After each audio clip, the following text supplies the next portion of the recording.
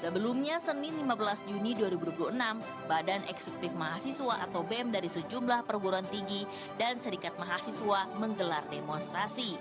Tak hanya di ibu kota, aksi ini juga digelar di berbagai daerah seperti Medan, Lampung, Bandung, Yogyakarta hingga Makassar. Mereka membawa tuntutan yang menyasar pada kebijakan pemerintah, mulai dari kenaikan harga BBM, program makam bergizi gratis atau MBG, hingga isu militerisme di ruang sipil. Pakaian dikenakan juga kompak dengan jaket alma mater masing-masing serta kaos hitam. Salah satu perwakilan mahasiswa yang mengikuti aksi di Istana Negara yaitu BEM Universitas Bung Karno. Dalam seruan aksinya, mereka menyebut kondisi Indonesia tengah menghadapi persoalan serius. Mereka mengusung tagar Tata Ulang Indonesia sebagai simbol perlawanan terhadap berbagai kebijakan yang dinilai tidak berpihak kepada rakyat.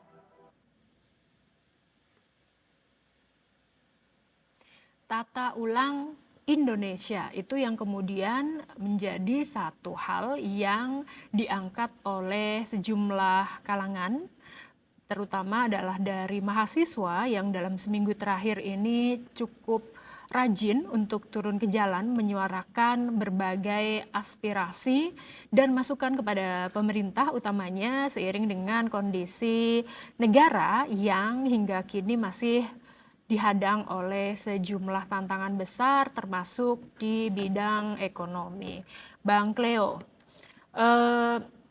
kita pengen ngobrol, ada Bang Cleo dan Mas Johari untuk membahas satu kalimat menarik yaitu tata ulang Indonesia. Dari kemarin kita sudah sering membahas mengenai perbaikan ekonomi seperti apa. Kita banyak tantangan, mulai dari daya beli yang di awal tahun itu sudah mulai meningkat, tapi kemudian gelombang sentimen baik dari luar, dari geopolitik, dari dalam ternyata juga tantangan ekonominya meningkat gitu di awal tahun kemarin dan sampai sekarang di pertengahan tahun gitu.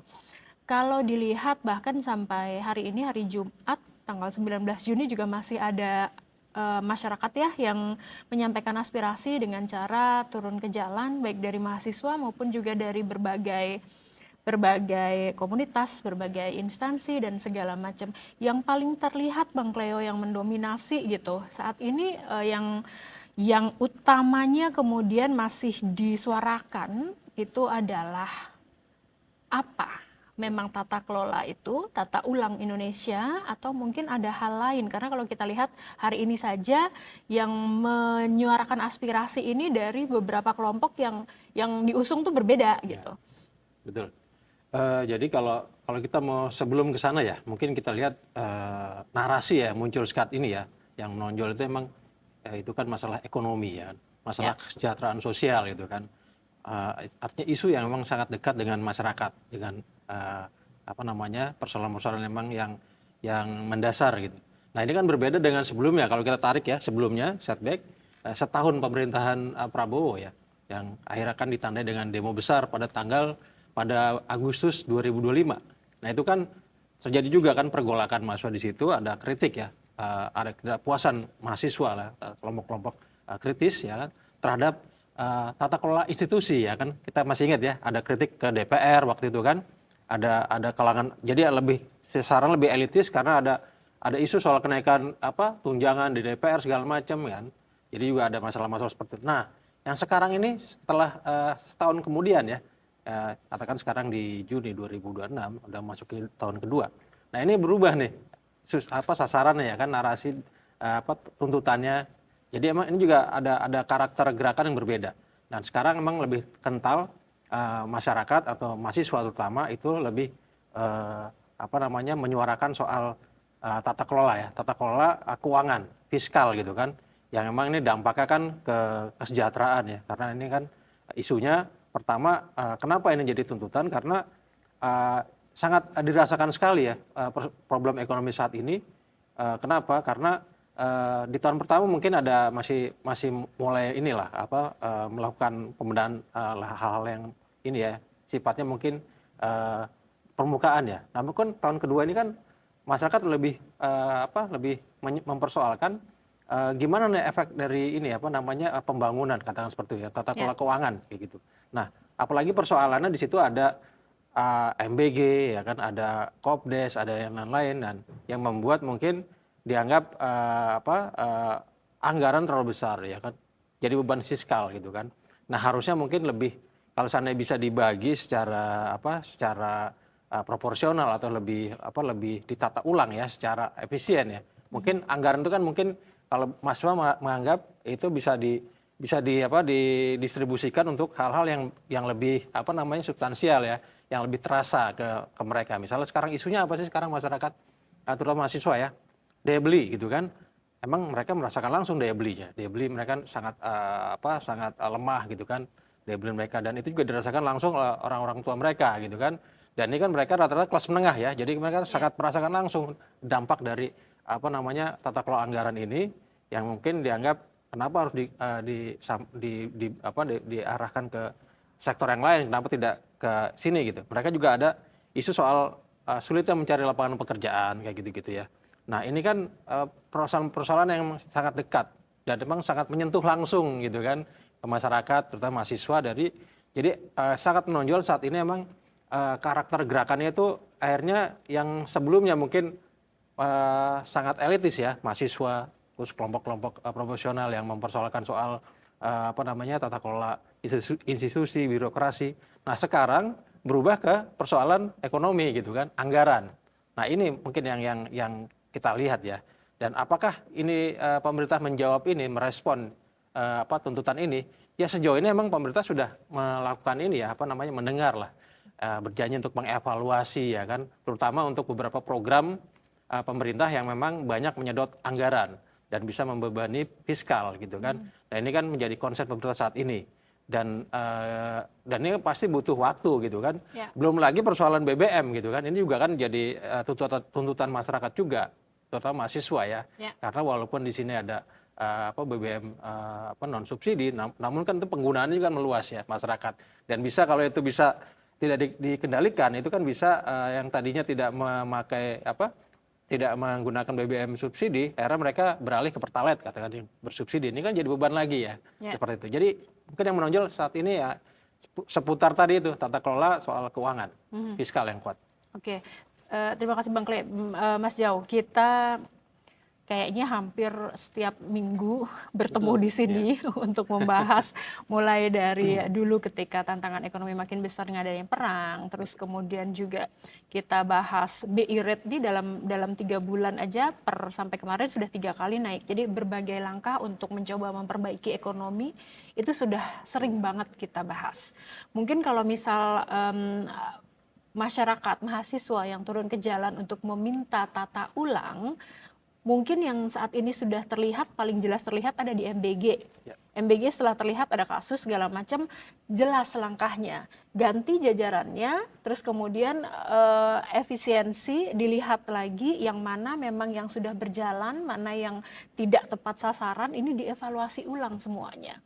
Kalau memang kemudian muncul tata ulang negara, tata ulang Indonesia, berarti kan memang perlu dilakukan perubahan secara menyeluruh. Betul. Mas Jau, kita banyak bicara dari sisi fiskal, Betul. dari sisi moneter, dari sisi energi misalnya. Kalau mau bicara tata ulang, first thing first, gimana?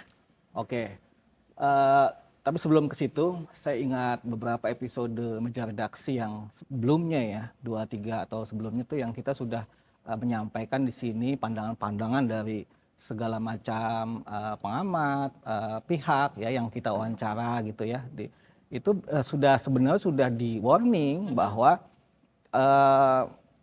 ini akan menjadi semacam bisa menimbulkan terjadinya gesekan politik gitu ya, bahwa persoalan ekonomi ini sudah disoroti, termasuk tadi itu ya soal program pemerintah gitu ya, tata kelola gitu ya, itu sudah disoroti, tapi memang sepertinya pemerintah terlalu percaya diri ya, sehingga agak terlambat meresponnya gitu ya, ketika ini semua sudah menyatu semua faktor-faktor ekonomi yang memang kita rasakan bahwa terjadi saat ini, misalkan BBM naik gitu ya.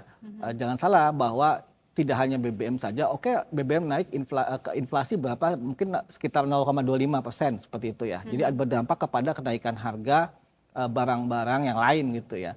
Tapi kita lihat juga bahwa di sektor makanan itu juga naik juga. Bahkan inflasi ya, kenaikan harga di sektor makanan, bahan-bahan makanan itu bahkan sampai 5-6% gitu. Sementara kita inflasi itu dari April 2,4%, itu sebenarnya turun ya. Kita sempat 3,7, Kita sempat 3,5, 4,7 Betul. di Februari. Lalu di April turun sebenarnya 2,4, tapi di Mei Naik kemarin lagi. naik lagi jadi 3 gitu Ya. loh. Sehingga itulah yang menjadi BI akhirnya dengan terpaksa menaikkan sampai 1% suku bunga yang tentunya akan menambah beban kelas menengah itu sendiri, karena kenaikan bunga BI rate acuan itu akan mendorong kenaikan. Yang pertama paling kena itu kan KPR ya, karena dia ada floating rate gitu lah ya. Lalu dan cicilan kendaraan dan lain-lain. Nah itu juga menambah pukulan terhadap daya beli masyarakat yang memang selama ini sudah sedang berjuang gitu untuk bangkit, tapi memang belum pulih sebenarnya gitu. Jadi isu-isu ekonomis di mana masyarakat tengah mengalami himpitan beban hidup yang meningkat gitu ya, karena tadi itu sementara dilihat banyak orang bahwa dalam hal tata kelola anggaran pemerintah sendiri tidak mencerminkan sikap yang responsif. Misalkan pemerintah terkesan tidak melakukan efisiensi gitu misalkan gitu ya. Melakukan ya segala macam pengeluaran itu besar, bahkan untuk hal-hal yang memang harusnya memang belum jadi prioritas gitu loh. Harusnya apa yang dilakukan mungkin pemerintah saat ini untuk tadi menjawab, menata ulang bagaimana manajerial dalam hal anggaran supaya minimal mempunyai empati lah ya, minimal pemerintah punya empati kepada masyarakat yang sedang dihimpit biaya hidup yang tinggi. Minimal pemerintah bisa melakukan penghematan dulu gitu ya, itu yang harus dilakukan, dan itu memang sudah mulai dilakukan meskipun banyak orang bilang bahwa sedikit terlambat gitu ya. Jadi semuanya sudah terakumulasi sehingga memicu gelombang protes gitu ya. Makanya kemarin waktu itu kan juga sempat bilang kan bahwa kondisi seperti ini ekonomi ketika inflasi naik berarti kan harga-harga naik tuh ya kan. Apalagi rupiah melemah juga bisa meningkatkan harga-harga gitu ya, karena biaya bahan baku naik gitu ya. Itu juga itu akan menambah. Nah ini akan namanya harga ya. Harga itu sensitif sekali. Ditambah Kalau lagi naik kemarin cepat. BBM, iya naik cepat dan turunnya lama Nah, gitu ya. itu. Nah ini sangat sensitif karena persoalan harga itu menyangkut biaya hidup gitu. Ini sangat prasyarat situasi yang politik banget gitu ya. Ketika menyentuh persoalan harga, kenaikan harga yang terjadi di beberapa lini, itu pasti ujung-ujungnya gesekan politik secara politik ya, baik sosial maupun politik. Kita tahu bahwa hampir semua pergolakan politik di masyarakat di semua negara dunia itu hampir dipicu oleh persoalan-persoalan ekonomi gitu loh. Jadi ini harusnya menjadi respon yang mungkin oke lah sedikit terlambat, tapi setidaknya bisa meredakan atau setidaknya meredam dampak dari kenaikan harganya dulu, yaitu dengan cara yang pertama mungkin pemerintah harus mulai lebih efisien lagi, refocusing anggarannya, ya, menata ulang mana yang harus prioritas dibiayakan lebih dulu, mana yang harus di stop, mana yang harus dikurangi, itu harus dilakukan. Sama termasuk ya beri insentif lah. Saya agak menyoroti yang kedua ini, kayak insentif ke tenaga sektor padat karya, UMKM, harusnya dikasih insentif bukan dipajaki gitu loh maksudnya, ya kan? Itu yang akan menjaga lapangan pekerjaan, roda ekonomi di bawah yang saat ini tertolong kan justru kan di situ. Nah itu harusnya diberi insentif. Lalu perlindungan sosial kayak bansos itu harus tepat sasaran, karena sama ini kan juga nggak tepat sasaran. Minimal itu dulu, minimal pemerintah bisa empati dulu sambil menata anggaran, lalu untuk mencoba untuk mengalokasikan ke biaya-biaya yang lebih produktif gitu, misalkan gitu. Ya, kalau Mas Johari tadi mention soal efisiensi anggaran, kemudian juga prioritisasi kebijakan misalnya. Kita ingat bahwa memang saat ini kalau kita ingat dulu di awal adalah ada pemecahan beberapa kementerian. Ya. Kemudian juga ada sejumlah lembaga dan badan baru misalnya. Oke, kalau memang ini diperlukan untuk agar kebijakannya bisa lebih mengerucut, lebih fokus, oke.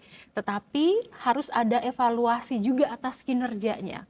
Misalnya badan A tugasnya melakukan apa 1, 2, 3, 4 dalam setahun, evaluasinya seperti apa? Kuartal berikutnya evaluasinya seperti apa? Jadi kalau memang kinerjanya misalnya dirasa belum maksimal, terus kemudian misalnya kerjanya sebenarnya masih bisa dipegang di kementerian atau lembaga yang sudah ada, hal-hal yang seperti ini menurut saya juga harus dilihat kembali gitu ya, karena kemarin sempat ada yang menyoroti soal kunjungan luar negeri yang sangat banyak. Ini nampaknya juga sudah mulai didengarkan karena ada pertemuan ASEAN Rusia, ini juga dari Indonesia, presiden kita juga akhirnya tidak berangkat. Semoga sih ini menjadi part of bagaimana kemudian untuk menata ulang ya, merespon aspirasi dari masyarakat. Sementara kalau kita lihat satu hal adalah tadi sempat kita singgung dikit Bang Cleo bahwa kan banyak sekali kelompok mahasiswa utamanya yang memang mengajukan aspirasi. Satu hal mungkin yang bisa dilakukan adalah tim di lingkup pemerintah ini kan banyak. Sekarang ada penasehat, ada utusan, ada pertimbangan, selain juga kementerian lembaga terkait.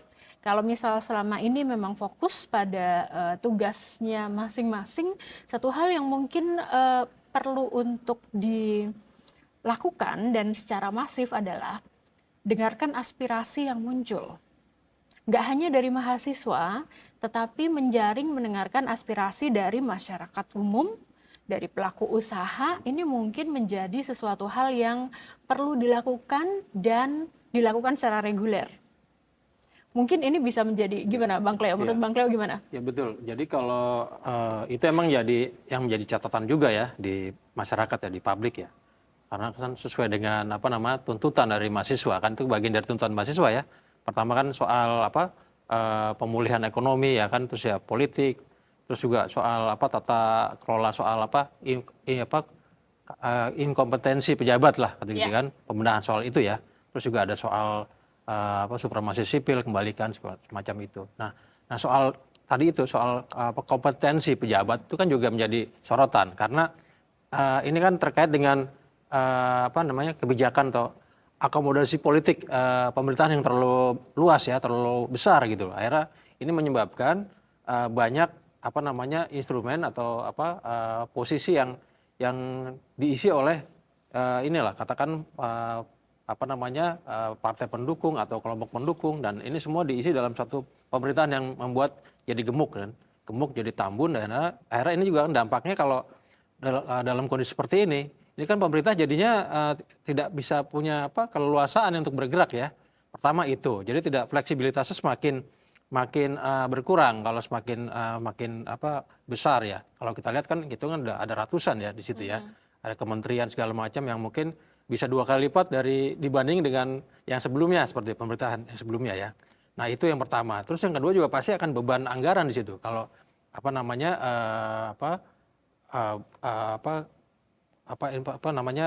pejabat-pejabat terlalu banyak ya, atau lembaga, badan, atau penasehat atau staf ahli, itu kan semua kan ya diada-adakan aja sebenarnya kan. Sebenarnya kan kita juga bisa melihat, harusnya bisa mengkritisi ini sebenarnya urgensinya apa gitu kan. Apakah emang ini penting gitu kan, apakah emang mendesak, apakah ini juga bisa membantu menyelesaikan persoalan kenegaraan, bisa mempercepat pertumbuhan ekonomi, mendorong kebijakan dan lain-lain. Tapi nyatanya kan semakin gemuk posisi ya di pemerintahan lewat badan, lembaga dan lain-lain itu kan malah justru ruang untuk akrobat atau improvisasi semakin lemah ya. Kita lihat kan ada semacam ya tumpang tindih, terus juga ada semacam, kalau dalam prakteknya kan itu banyak ada miskomunikasi dan lain-lain ya, seperti itu kan terjadi tuh. Nah ini kan membuat beban baru ya. Artinya beban yang memang dibuat ya. Akhirnya dibuat dan akhirnya jadi beban pemerintah dan efeknya outputnya kan akan ini ya, akan terlihat ya.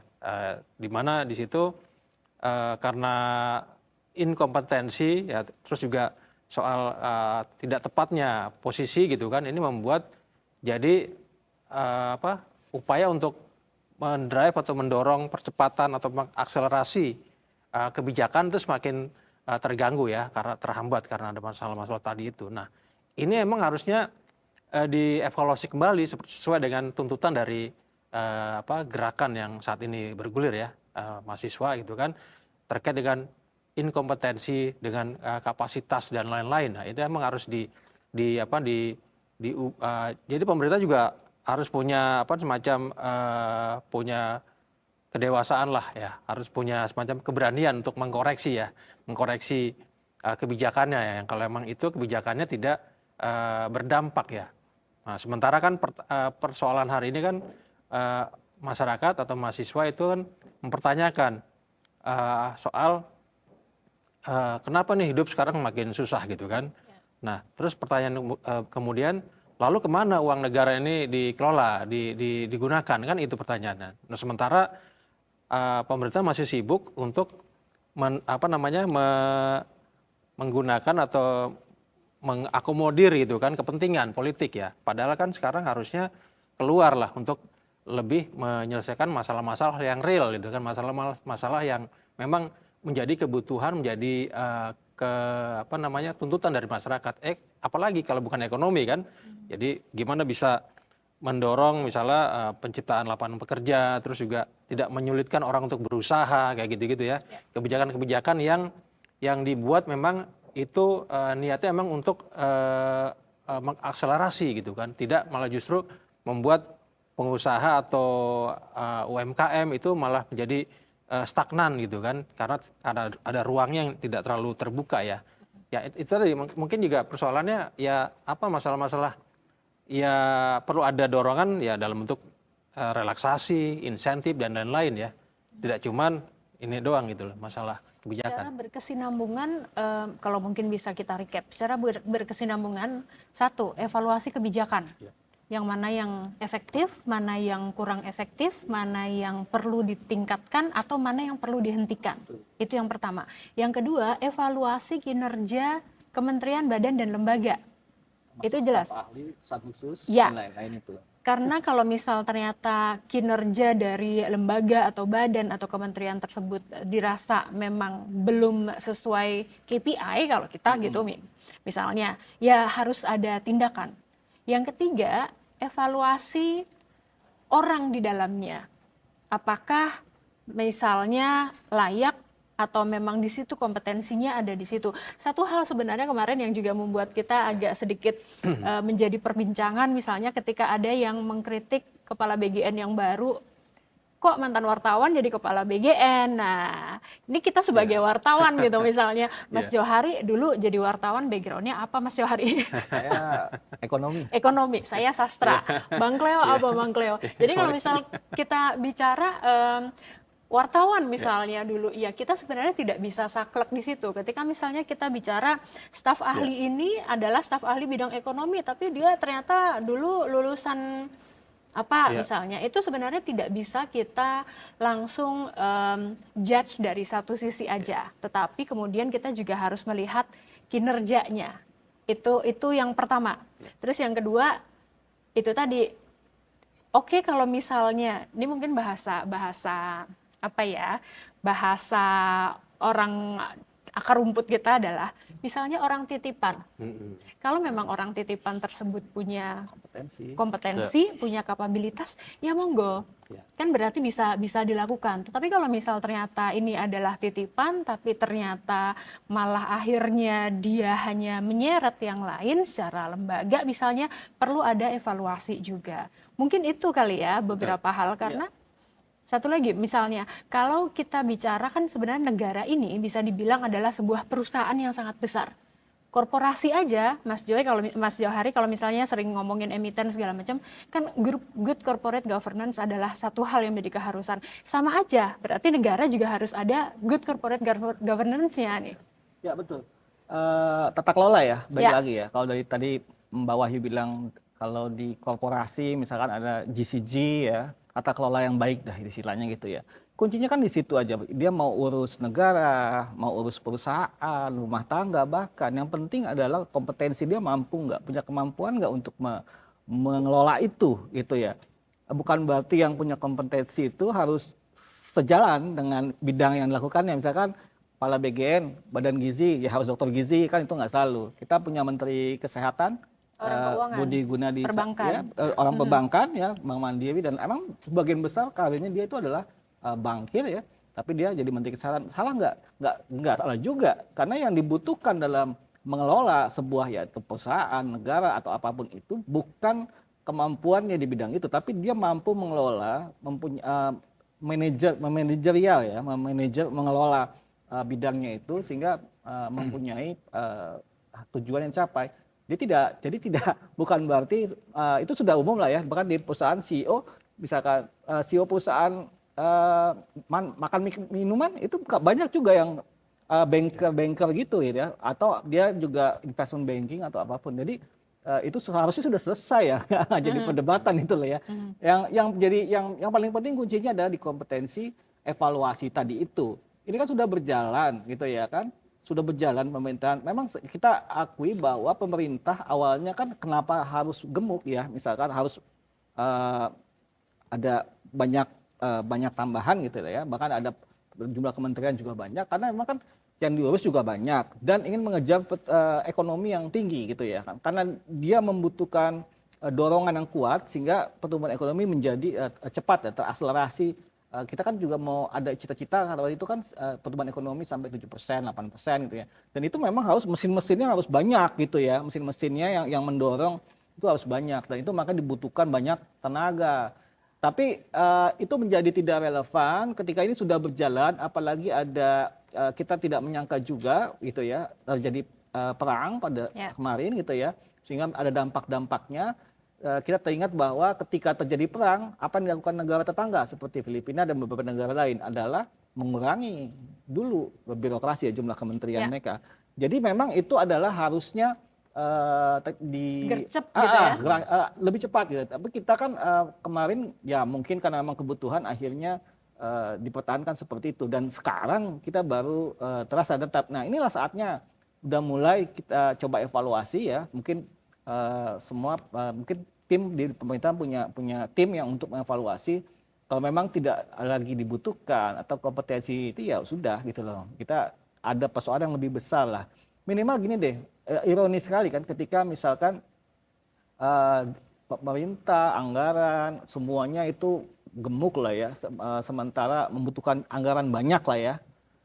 Bahkan kemarin juga banyak yang meminta tambahan anggaran tuh ya kan. Ya kan?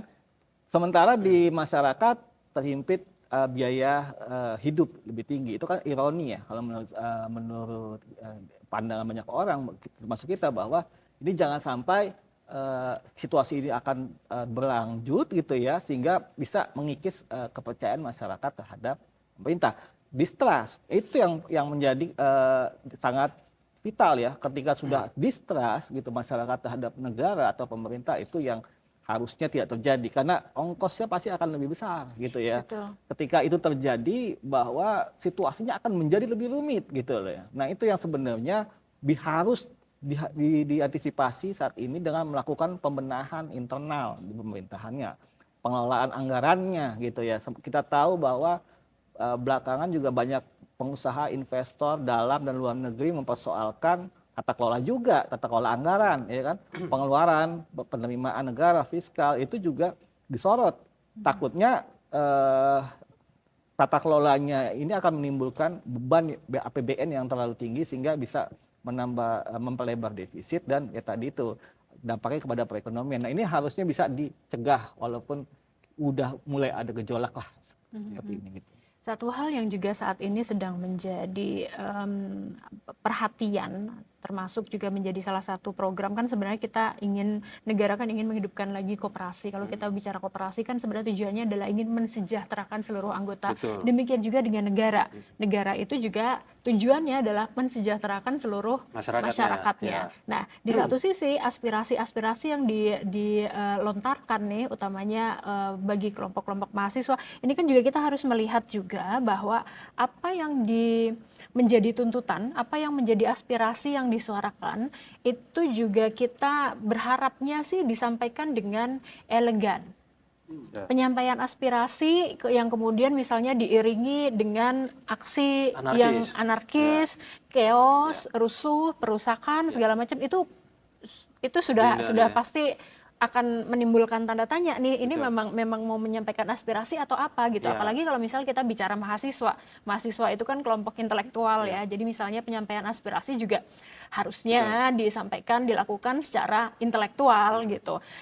Bang Kle, dengan banyaknya aksi yang masih terjadi, ini kan biasanya akan mempengaruhi iklim investasi. Iya, betul. Nah, kedepannya nih kita harus bisa menjaga ini nih. Betul. Oke, jadi benar ya. Jadi kalau kita lihat memang aksi-aksi yang mahasiswa saat ini, kalau kita lihat ya, kalau kita lihat gerakannya, modusnya atau karakternya, memang ini masih dalam koridor lah ya. Masih kita lihat masih generik ya. Itu memang aspirasi karena memang ada tuntutan. Nah, namun juga ini harap disampaikan ya secara demokratis juga gitu kan. Gimana kalau kita menginginkan ada perubahan tapi tuntutannya itu dilakukan secara anarkis ya, itu pasti akan chaos kan kayak gitu ya. Jadi mahasiswa juga harus cerdas juga menyampaikannya itu secara elegan ya, secara smart ya kan, menyampaikan secara konseptual gitu kan. Ada dialog, lewat tuntutan aksi-aksi, tapi juga aksi-aksi yang memang menyuarakan kebutuhan yang memang real ya, yang memang yang dirasakan ya. Dan itu disampaikan ya, kalau memungkinkan juga mereka kan bisa menyampaikan selain tuntutan juga ada macam alternatif solusi kan kayak gitu ya, tawaran-tawaran atau rekomendasi ya, itu kan hal-hal yang wajar yang diberikan oleh mahasiswa. Nah, harus kan seperti itu ya, tidak dilakukan hanya untuk viralitas ya kan, hanya untuk didengarkan, hanya untuk sekedar biar akan ada gaungnya gitu kan, biar lebih terdengar. Mereka melakukan hal yang memang di luar koridor demokrasi, misalnya anarkis dan hal-hal yang lain yang sifatnya mungkin penggalangan yang tidak terstruktur ya, tidak terkendali lah. Nah, ini harus dihindari. Nah, dengan seperti ini kan pemerintah juga punya ruang kan, punya kesempatan, dan untuk itu biarkan juga pemerintah bekerja gitu kan, untuk membenahi ya, melakukan perbaikan gitu kan dari hasil yang disampaikan oleh mahasiswa ini tadi kan, yang secara demokratis, secara intelektual ya, sesuai dengan ya, yang bekerja dalam ruang intelektual perguruan tinggi kan, seperti itu. Nah, biarkan pemerintah dikasih kesempatan untuk membenahi hal-hal yang memang perlu dikoreksi. Nah, di sini kan saya yakin pemerintah juga punya sistem ya, punya evaluasi yang memang ada tim lah yang bekerja ya untuk melakukan koreksi hal-hal seperti apa yang perlu menjadi prioritas. Nah, hal itu mungkin perlu yang menjadi perlu penegasan di situ. Jadi dalam kondisi yang seperti ini ya, kita juga kan tidak ingin aksi-aksi yang berlangsung ini kan bergelombang terus dan akhirnya jadi bola salju dan tidak terkendali ya. Nah, ini untuk itu makanya katakanlah pemerintah perlu punya strategi jangka pendek ya. Penyelesaian yang jangka pendek apa yang harus segera dilakukan, misalnya kayak gitu kan. Dan baru jangka menengah dan jangka panjang, ini menyangkut pertumbuhan dan lain-lain ya, lapangan pekerjaan. Namun yang perlu direspon secara cepat ya tadi itu, tuntutannya apa? Ya pengelolaan ekonomi ya kan, ekonomi. Terus juga soal ekonomi apa di sini yang paling dekat? Itu tadi pengelolaan keuangan kan yang isunya fiskal, beban fiskal kita yang terlalu berat karena memang ada program yang dianggap boros. Nah, ini harus dikoreksi gitu kan. Harus ada keberanian. Misalnya kayak gitu, kemarin kan sempat soal BGN lah kita bicara ya. Nah, BGN ini kan setelah ada kasus korupsi meledak ya kan, kita semua kan terbelalak lah ini kita ya, kita terbuka lah bahwa ternyata ada 1 triliun ya atau pemborosan ya kan selama sebulan ya, setiap bulan dari anggaran yang sudah berjalan. Artinya harusnya bisa dihemat. Nah, ini kan udah fakta-fakta yang memang kelihatan dan itu bisa data sebenarnya. Nah, data yang memang sangat menohok ya dan emang tidak bisa ngeles juga nih pemerintah ya karena memang ada korupsi dan ini uang negara itu kan uang masyarakat, pajak rakyat ya. Makanan gratis itu kan juga tidak gratis, itu kan pajak rakyat ya di situ kan ada uang hasil kita tiap ini ya konsumsi dan lain-lain ya. Ada uang rakyat di situ. Nah, ini pengelolaannya harus diatur lagi, harus dibenahi. Misalnya ya tadi itu. Nah, kan persoalannya kita lihat sekarang yang pernah disampaikan ada moratorium, ya kan moratorium MBG. Nah, ini kan juga belum jelas nih batasannya ya moratorium seperti apa secara spesifik ya. Padahal kalau itu bisa dijalankan secara tegas ya, secara lebih detail, mungkin ini akan orang itu bisa jadi jawaban sepertinya. Ya. Nah, kita lihat sekarang kan sebulan aja ini kan ada liburan sekolah ya, itu kan dihentikan ya MBG. Itu bisa menghemat sampai 3 triliun. Cukup signifikan ya itu kan, besar sekali itu kan kalau memang bisa dimanfaatkan untuk kepentingan yang lebih produktif. Nah, gimana kalau itu moratorium itu dijalankan secara secara disiplin ya, secara jelas ya. Mungkin bisa lebih banyak yang bisa dihemat ya kan kayak gitu. Nah, ini mungkin yang perlu dijelaskan ya. Secara jangka pendek pemerintah harus punya target jawaban ya. Jawaban yang bisa memuaskan mungkin tidak memuaskan tapi setidaknya bisa memberikan harapan kayak gitu ya. Mungkin nggak mungkin semua nggak seperti tadi ya, nggak akan semuanya bisa memuaskan masyarakat ya apapun yang dilakukan oleh pemerintah. Tapi setidaknya ada harapan untuk perbaikan. Nah, ini yang perlu dipertegas. Jadi akhirnya ya setidaknya itu bisa meredam ya kan represi yang dilakukan oleh mahasiswa, oleh masyarakat. Apalagi sekarang sudah ada 2 kubu yang ini ya kan yang muncul ya. Ada yang kelompok yang pro, ada yang kontra untuk terkait dengan MBG, Kopdes karena itu dengan perspektif yang berbeda tentunya kan. Nah, ini kan harus jangan sampai ini jadi polarisasi ini menjadi ketegangan akhirnya menjadi konflik kan. Nah, ini pemerintah harus cepat gitu kan. Pertama ya tadi berikan harapan dan berikan kepastian terkait pengelolaan keuangan yang benar gitu aja. Oke, terakhir Mas Jauh. Kalau di awal-awal tahun ini yang menjadi sentimen utama adalah sentimen eksternal, maka saat ini sentimen eksternal udah agak adem. Sudah ada perdamaian antara Amerika Serikat dan Iran misalnya.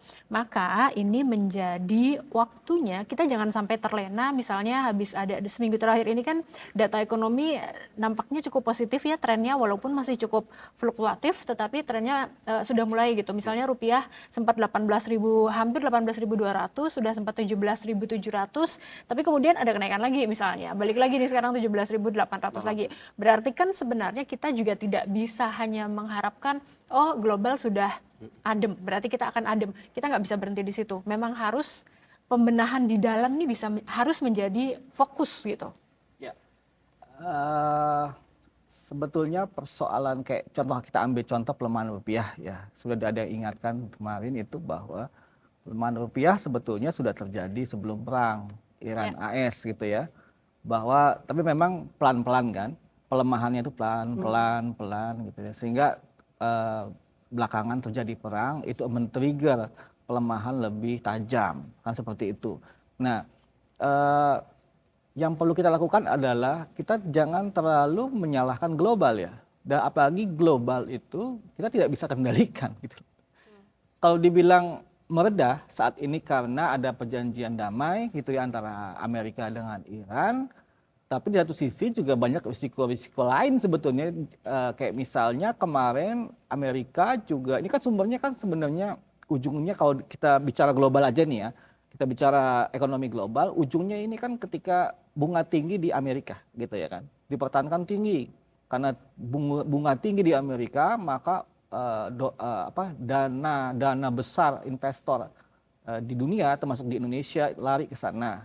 Lari ke sana itu kan ke dolar gitu ya. Nah, dolar menguat, rupiah melemah. Karena semakin derasnya lari ke Amerika, maka dolar menguat, melemah. Nah, ini mempertajam sebenarnya. Jadi ada perang juga ya, kenaikan harga minyak, dan ini sebenarnya hanya trigger-trigger yang sebetulnya kita juga harus juga mengevaluasi bahwa kita juga di internal ada persoalan. Ya tadi itu yang kita sudah singgung ya, bahwa persoalan tata kelola gitu ya, tata kelola anggaran atau aparatur lah ya yang memang menjadi sorotan sejak awal gitu. Tapi awal-awal pemerintah ini kan semua memaklumi karena memang banyak tugas besar ya, banyak Ya. tugas besar yang harus dilakukan karena kita ingin mengejar pertumbuhan ekonomi yang tinggi gitu ya, ekonomi yang bisa dirasakan oleh masyarakat. Memang kalau secara data kita lihat bahwa pertumbuhan ekonomi 5,6 tinggi itu gitu ya kan. Tapi kita lihat bahwa secara indikator kayak inflasi, nilai tukar atau stabilitas ini kita belum sebenarnya terkendali ya. Kita tahu inflasi 3% masih di dalam batasan target dari Bank Indonesia ya. 2,5% plus 1% minus 1% itu. Tapi setidaknya tren peningkatan sudah mulai terjadi, bahkan kalau BI sudah menaikkan sampai segitu agresifnya 1% dalam 1 bulan, 3 dia sudah bulan. mengantisipasi bukan hari ini aja, dia sudah mengantisipasi 2027. Jadi BI itu sudah memperkirakan bahwa kenaikan harga gitu ya di masyarakat itu ada tendensi sampai 2027. Makanya langsung dinaikkan yang terakhir menjadi 5,75 gitu loh untuk mengantisipasi lah. Itu kan look forward lah istilahnya seperti itu. Nah sebenarnya itu yang menjadi persoalan. Dia memang betul bahwa kita jangan selalu apa-apa menyalahkan oh ini karena global gitu ya, kan ekonomi global lagi sedang tidak. Kita sebenarnya punya persoalan sendiri. Nah sudah saatnya lah gitu ya, sudah saatnya pemerintah untuk mulai mengevaluasi. Saya pikir kalau tadi Pak Cleo bilang ini dua arah lah. Ada juga misalkan mahasiswa demo puluhan ribu tapi ya karena diam aja adem-adem nggak didengerin gitu ya. Ya pemerintahnya juga harus mendengarkan gitu ya kan. Harus dua arah. Jadi mahasiswanya melakukan gerakan yang tidak merusak ya, tidak anarkis, tapi juga pemerintahnya juga mau mendengarkan gitu. Harus dua arah gitu. Jadi ketika itu ketemu maka ada proses yang konstruktif lah gitu ya. Dan memang kalau kita amati ya bahwa kita ya evaluasi juga di level gerakan mahasiswa bahwa memang terkesan bahwa gerakan mahasiswa belakangan itu dia hanya merespon isu-isu gitu ya kan, ketika isu mencuat dia respon, isu mencuat direspon, sehingga tidak ada semacam fondasi ya arah perjuangannya. Harusnya kan idealnya ini kita bicara ideal aja ya, bahwa setiap gerakan entah itu mahasiswa, masyarakat ataupun komponen-komponen masyarakat lainnya itu punya cita-cita. Misalkan dia ingin Indonesia seperti ini kayak gitu ya, punya targetnya makmur sejahtera, itu ada konsepnya ya. Ini yang ditawarkan, yang selalu dikawal kepada pemerintah, sehingga ada belok dikit nih misalkan ini ditegur, Pak ini udah menyimpang, ini lari ke sini lagi, ya Pak ini udah menyimpang, seharusnya itu yang menjadi pegangan. Jadi tidak terkesan sporadis gitu ya, karena gitu kalau sporadis gitu ya kita tahu bahwa kalau sporadis akhirnya pihak luar akan melihat yang kepentingan itu akan melihat ini bisa diikutin nggak gitu ya, dimanfaatkan nggak situasi ini untuk kepentingan yang pihak lain. Nah, itu sangat risikonya sangat ke situ. Tapi kalau mereka punya konsep dasar yang memang cita-cita Indonesia adil dan makmur tahun 2045 ya, pertumbuhan ekonomi segini, PDB segini, pangkahnya seperti ini, kawalan pemerintah dikawal sama-sama, itu saya pikir lebih konstruktif ya dibanding misalkan sporadis gitu ya. Tidak reaktif ya, Tidak reaktif. gerakannya ya. Jadi gerakannya lebih apa namanya ya, konseptual, lebih Koordinasi lah jadi lebih perbaikannya tuh memang lebih mengarah pada ya Cita-cita. cita-cita ya, Ya, perjuangan ke depan gitulah seperti itu. Jadi mungkin yang pertama tadi evaluasi, baik Evaluasi. dari sisi kebijakan, Anggaran. efektivitas kinerja badan dan lembaga, anggaran, dan juga siapa yang ada di dalamnya, kompetensinya seperti apa. Selain evaluasi, dengarkan aspirasi. Itu yang jelas, karena ini jangan sampai benar-benar kejadian, karena sudah ada anggapan bahwa Indonesia dulu adalah emerging markets darling. Sekarang ada yang bilang Indonesia itu sudah berubah menjadi global laggard. Kan kita nggak pengen ya itu, semoga sih enggak ya gitu, karena sekali kepercayaan tadi disebutkan, sekali kepercayaan hilang susah kembalinya. Itu jadi emang harus ada pembenahan cara pemerintah bekerja ya, itu mungkin persepsi yang harus ubah ya.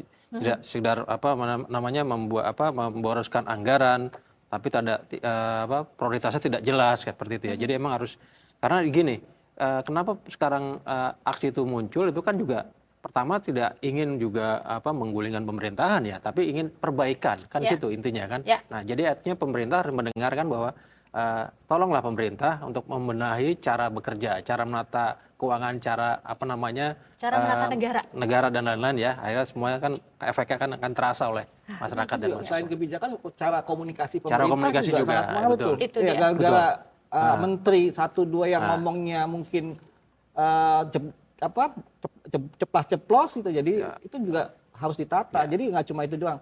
Jadi juga bagaimana cara mengkomunikasikan gitu. Kebijakannya. Apakah kebijakannya di sini apa sih, kita kan nggak tahu gitu ya. Masyarakat juga nggak tahu gitu. Itu juga penting loh, Betul. komunikasi itu. Karena salah satu yang jadi persoalan investor kan soal arah kebijakan pemerintahan yang nggak dianggap tidak jelas itu. Ini jadi pertanyaan kan. Betul. Nah, artinya jawabannya harus diperjelas dong kalau emang ada Jadi komunikasinya harus jelas. tuntutan tidak jelas ya seperti itu. Ya, kita kawal bareng-bareng, Bang Cleo dan Mas Johari. Terima kasih hari ini sudah ngobrol, berbagi insight, diskusi kita di meja redaksi. Demikian meja redaksi kali ini. Kita akan kembali lagi di meja redaksi berikutnya. Terima kasih. Terima kasih Mbak Wahyu. Thank you, Mas Yo. Yuk.